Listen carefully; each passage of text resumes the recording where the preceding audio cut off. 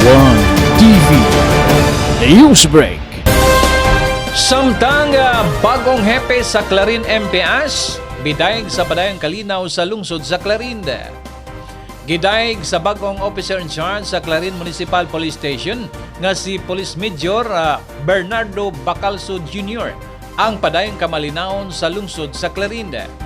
Matud pa niya nga sa iyang pag-courtesy call sa mga punong barangay o sa katauhan sa Clarin, dako ang iyang kumpiyansa nga magpadayon o magmalambuon pa ang katauhan sa Clarin gumikan sa pagkamatinumanon sa balaod o pagkadisiplinado sa kaugalingon.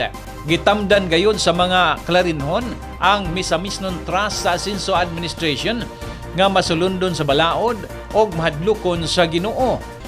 Apan dili gayod malikayan nga adunay pipila ka mga individual nga makalapa sa balaod. Sama sa nahitabo sa dili palang dugay nga nagpositibo sa ginadiling droga sa gihimong bypass operation. Iyang gipasalig sa katauhan sa lungsod o sa gamanang lokal sa Clarin nga gipanguluhan karon ni Mayor Risa Huaminal de los Santos.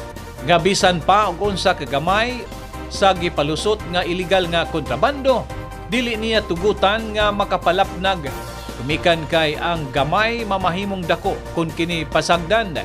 Bisan malinawon ang kinatibok ang lungsod, kadunay nakaalerto ang kapulisan 24 oras alang sa bisan unsang pagtubag sa krimen kuna sa krimen man o emerhensiya. So pa sa akong pag-assumption no, bilang OIC, hindi pa siya Chief of Police, hopefully soon.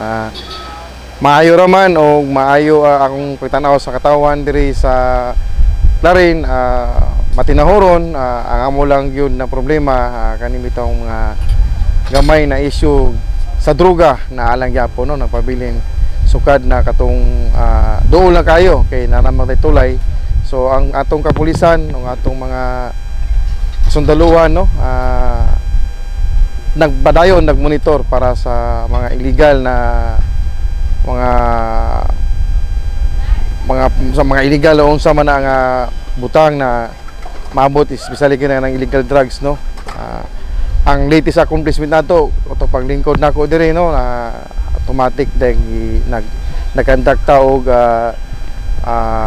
bypass operation. So naagid positive gid siya, so naagid siya although gagmay, pero bawal gyapon na siya kabalo na kanang droga makadawat na sa atong mga kabataan. Mao po na po'y isa sa mga mandato sa atong mahal na gobernador na iwasan ginang droga kay isa gina sa gadaot sa futures tong kabataan.